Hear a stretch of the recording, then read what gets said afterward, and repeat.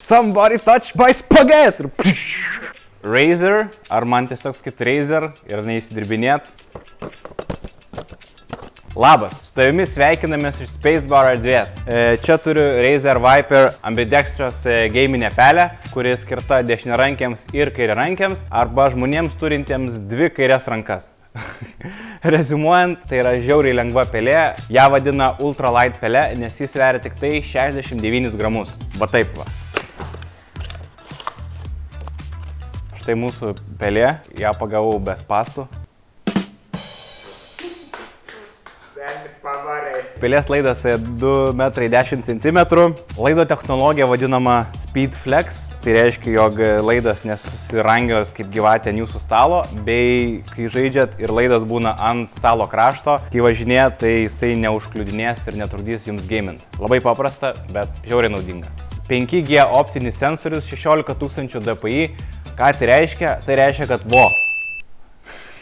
Ne veltui instrukcijoje parašyta, kad pelė yra for gamers by gamers. Kai Razeris kūrė šią pelę, ją davė išsibandyti Razerio esporto komandai ir atsižvelgiant į jų komentarus ir pastebėjimus, pelė buvo patobulinta.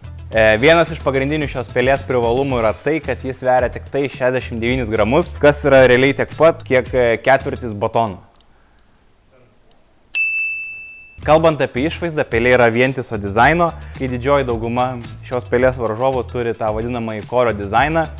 Ši pelė yra vientisos išvaizdos, joje nėra jokių skylių, todėl sūrio ją nepatarkuosit. Dešinys, kairys mygtukas, ratukas su paspaudimu, bei šonuose po 2 papildomus mygtukus ir desertui šviečiantis Razerio logo. Iš viso ant pelės yra 8 programuojami mygtukai. Ir nepamirškime, DPI keičiantis mygtukas yra ant pelės dugno.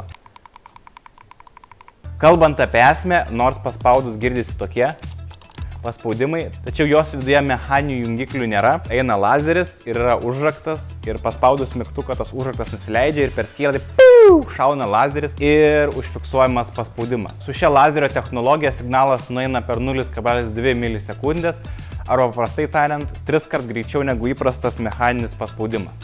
Tai taip pat reiškia, kad kai nėra jokio fizinio kontakto, pelė yra labiau ilgamžiškesnė. Skaičiau, kad apie 70 milijonų paspaudimų įtarnauja.